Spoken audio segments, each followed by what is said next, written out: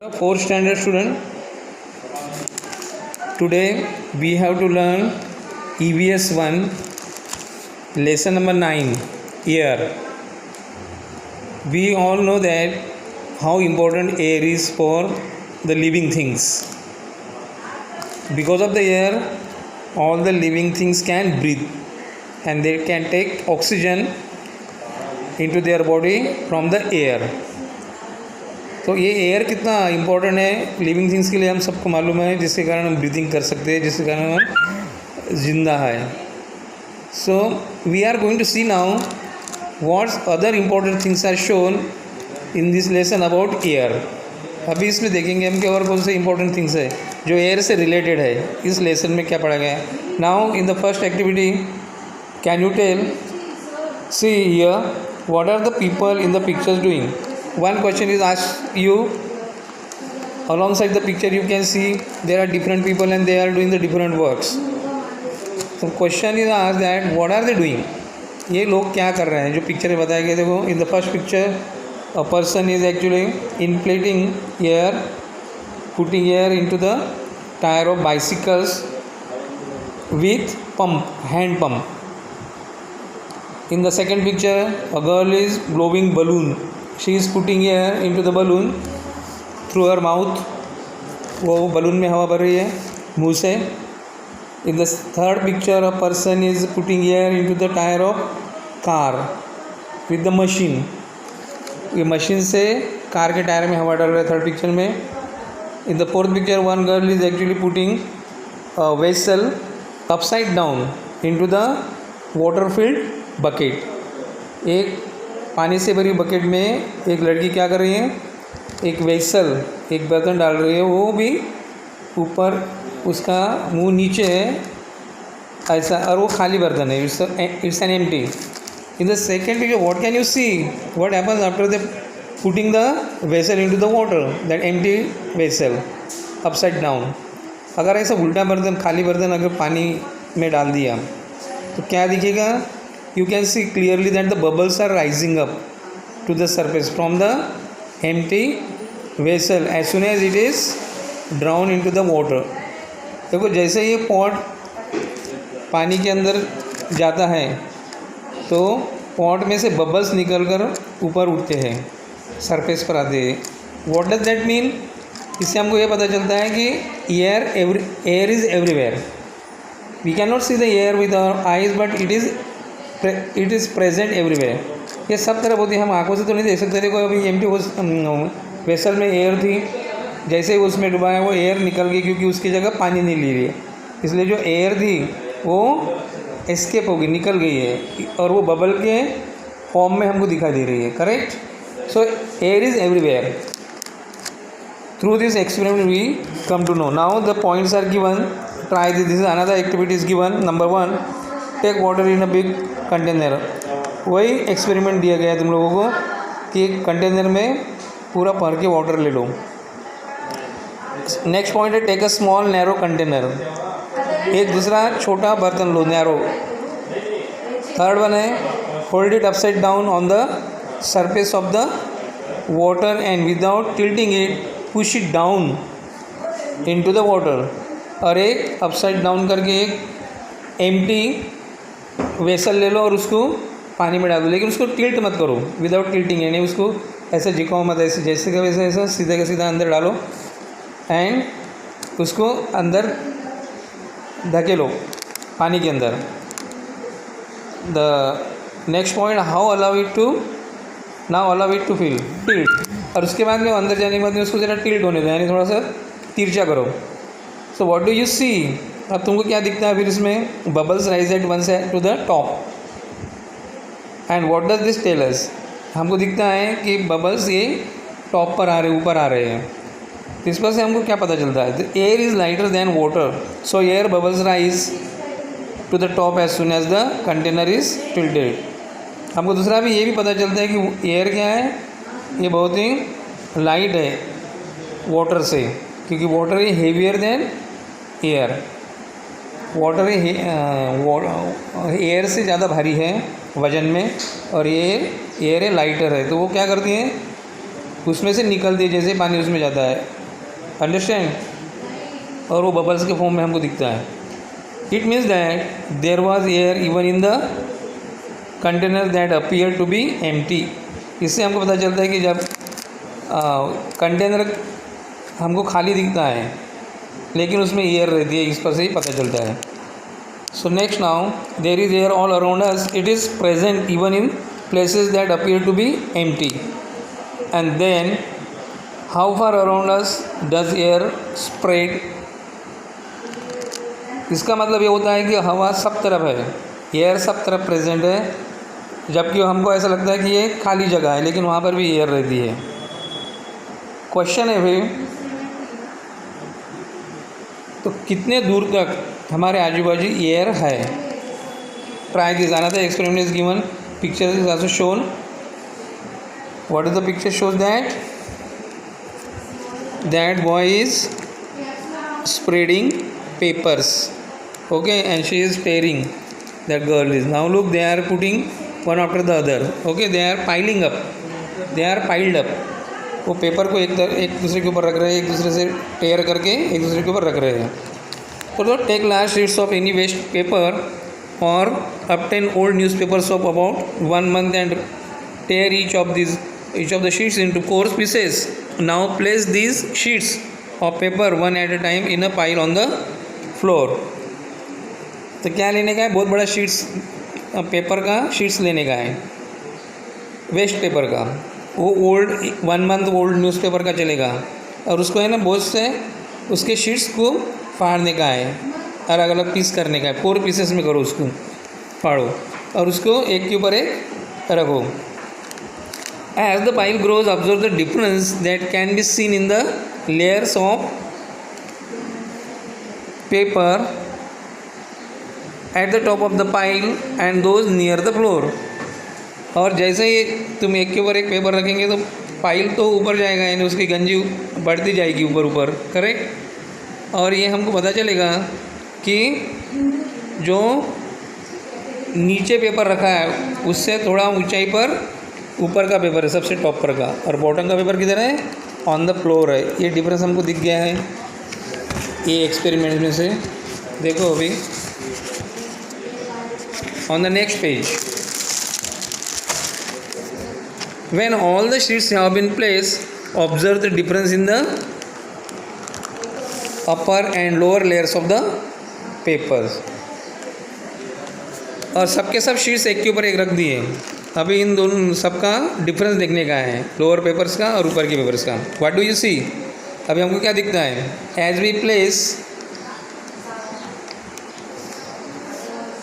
We place more and more papers in the pile, the sheets at the lower level are pressed down by the sheets above at them, and the distance between the papers, the lower part of the pile, becomes less while the papers in the upper part appears to be further apart. तो जैसे हम paper एक के ऊपर रखते जाएंगे तो हमको डिफरेंस क्या दिखेगा कि नीचे के पेपर क्या है? कम है, ओके, उनका जो डिफरेंस कम है उसमें डिस्टेंस, लेकिन ऊपर के पेपर में थोड़ा डिस्टेंस है, right. So what does this tell us? तो इससे हमको क्या पता चलता है? The nearer a sheet of paper is to the floor and the greater is the number of paper above it. It means that the lower layers bear more weight than the upper layer of paper. So compared to that, the upper layers bear less weight. So what does this tell us then? जो paper नीचे है वो floor के पास में एकदम close by है, तो उसका क्या है?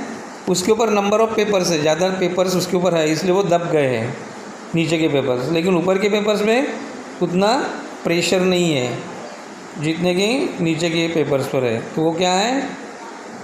नीचे के पेपर से ऊपर के पेपर थोड़ा कम वेट बेयर कर रहे हैं, अंडरस्टैंड, और नीचे के पेपर पे ज़्यादा वेट है.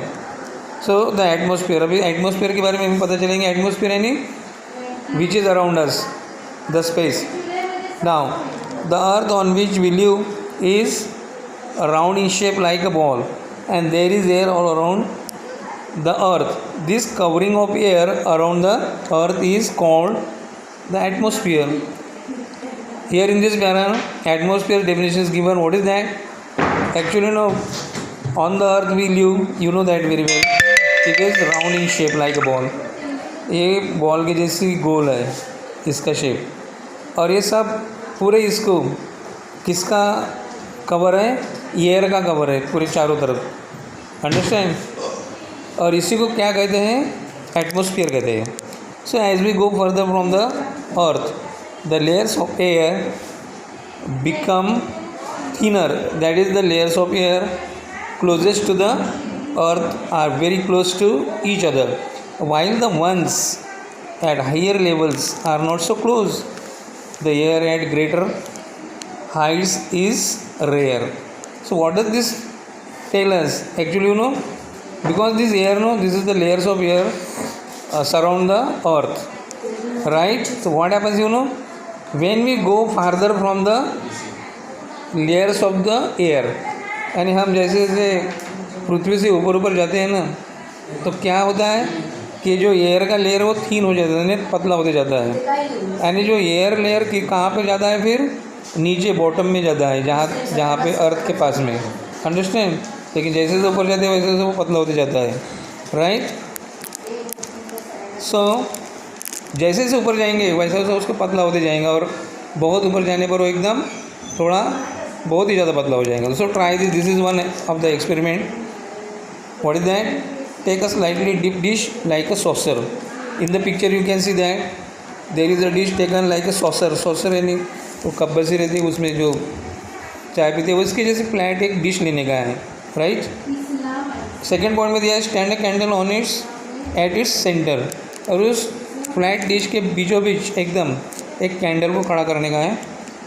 Number 3, fill water in the dish. इसके बाद में डिश में वाटर भरने का है. Number 4, light the candle. उसके बाद में कैंडल को जलाने का है. Number 5, now place a glass tumbler over the candle. In the second picture you can see that the tumbler is put on the candle. यानी एक कंटेनर जो है, राइट, उसको वो कैंडल के ऊपर रख दिया है. What happens in that? What do you see then? So soon the candle goes out and the level of water inside the tumbler rises up a certain level.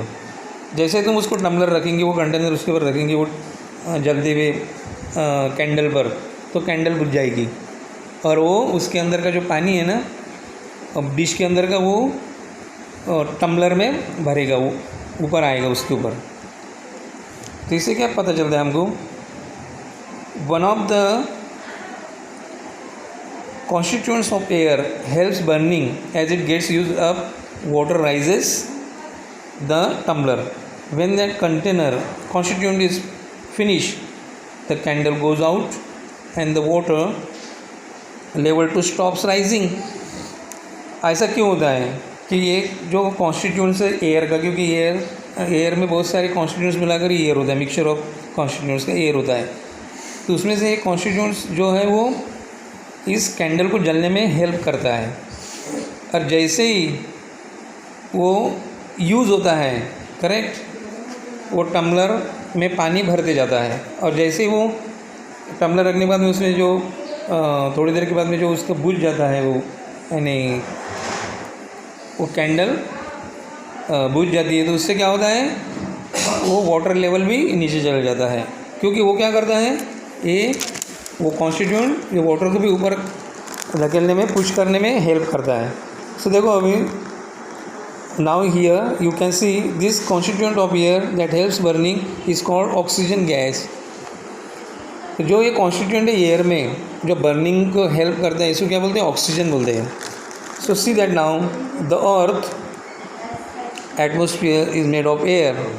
The circle in this picture shows all the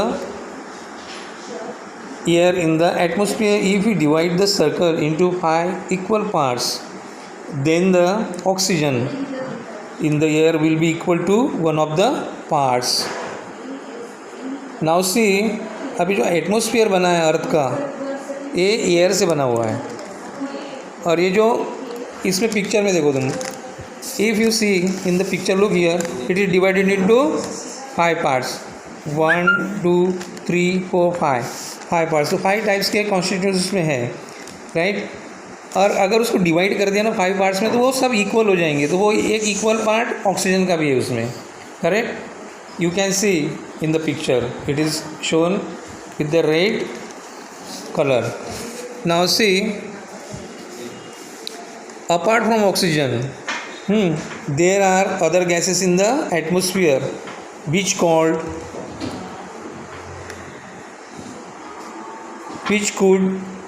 those be, अभी oxygen के अलावा बाकी के भी gases है, फिर वो कौन से, उनको क्या बोलते हैं? The oxygen in the air is use both for burning as well as respiration. अभी ऑक्सीजन का यूज़ क्या है? सबसे बड़ा यूज़ है कि उसका बर्निंग को वो हेल्प करती है, जो आग वगैरह लगती है उसके कारण ऑक्सीजन के कारण लगती है।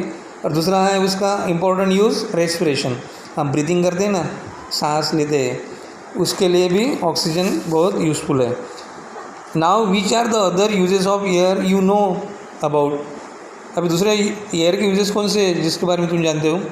सी that now you have learn that the gas that fizzes out of soda water is carbon dioxide. This gas is present in small quantities in air too. You have also learned that plants make their food using air and water in the presence of sunlight. So when plants make their food, they use the carbon dioxide from the air. Now see, तुमने अब तक पढ़ा है कि soda water की बोतल को जैसे ही खोलते हैं, करेक्ट, तो उसमें से कार्बन डाइऑक्साइड निकलता है, यानी जो बबल्स आते हैं ना बाहर ऊपर खोलते बराबर, तो उसको क्या होते हैं, उसको बोलते हैं कार्बन डाइऑक्साइड। वो गैस निकलती है क्योंकि वो उसमें थोड़ी सी क्वांटिटी में उसमें हवा में प्रेजेंट होती है। और दूसरा भी तुमने ये पढ़ा है कि प्लांट्स भी जब उनका फूड बनाते हैं तो कार्बन डाइऑक्साइड का ही यूज़ करते हैं, हवा में से लेते हैं, और वाटर और सनलाइट के प्रेजेंस में वो इन सब को मिलाकर अपना फूड बनाते हैं। तो इन सब थिंग्स के लिए कार्बन डाइऑक्साइड का यूज़ होता है। Next point, you have seen that when you place ice in the glass and it becomes very cold, droplets of water settle on its outside. It means that water too is present in air in the form of a gas. Another experiment हमको ये बताता है कि अगर हमने glass के container में कभी आइस लिया और रखा, तो थोड़ी देर में तुम देखेंगे कि उसके बाहर, ग्लास के बाहर से पानी के ड्रॉपलेट्स दिखेंगे तुमको, वाटर के ड्रॉपलेट्स जमा हुए। इसका मतलब क्या है? अंदर से पानी बाहर नहीं गया, तो इसका मतलब ये है कि हवा में ही पानी है, लेकिन वो हमको दिखता नहीं है, because it is in a form of vapour की इसमें, वो जो भाप की इसमें। लेकिन जैसे उसको ठंडा हवा मिलती है, करेक्ट, तो वो उसका कन्वर्ट हो जाता है वाटर में, और वो हमको ड्रॉपलेट के फॉर्म में दिखता है। नेक्स्ट पॉइंट है, however the largest part of air is made up of still another kind of gas and this gas is called nitrogen. अभी जो लार्जेस्ट पार्ट है एयर का, सबसे ज़्यादा बड़ा पार्ट है, कॉन्स्टिट्यूएंट है वो एयर का, और वो है नाइट्रोजन। ये देखो पिक्चर इसमें दिखाया गया है, you can see the picture, the circle and the most of the part of the circle means third fourth of the circle is painted with blue color, and that blue color shows us the nitrogen gas. Means that much gas is present in the air. It is the largest part of the gas present in the air, correct? See that now, thus there are several gases present in air. In other words, air is a mixture of several gases. So it means that you can see that air is not alone, means actually it is not made up of any one of the gas, but it is a mixture of gases. You see that now. Now if we draw a circle to represent air, then the quantity of each gas in the mixture will be as shown alongside. अगर हमने ऐसा picture निकाला ना circle का, देखो, और जो mixture of gases है उसमें, तो वो ऐसे दिखेंगे हमको। तो सबसे बड़ा पार्ट, लार्जेस्ट पार्ट नाइट्रोजन का दिख रहा है, जो ब्लू कलर से पेंट किया गया है। ऑक्सीजन का रेड कलर से पेंट किया गया है, और येलो कलर से कौन सा, अदर गैसेस है। एंड ऐसा इतने क्वांटिटीज़ में वो गैसेस हवा में प्रेजेंट है कि हमको इस पर से दिखता है। Okay, now we have to stop here. We have learned that now how air is important and what are the other uses of air also, and where is air found. Now see, you have to draw this diagrams. I am showing you here the circle of that globe circle. Draw the circle and show the quantity of oxygen here also, and use color pencils. Okay, these two diagrams to be drawn, and write its information also. And you have to start filling your workbook also. Okay, so complete your homework and send it on my number.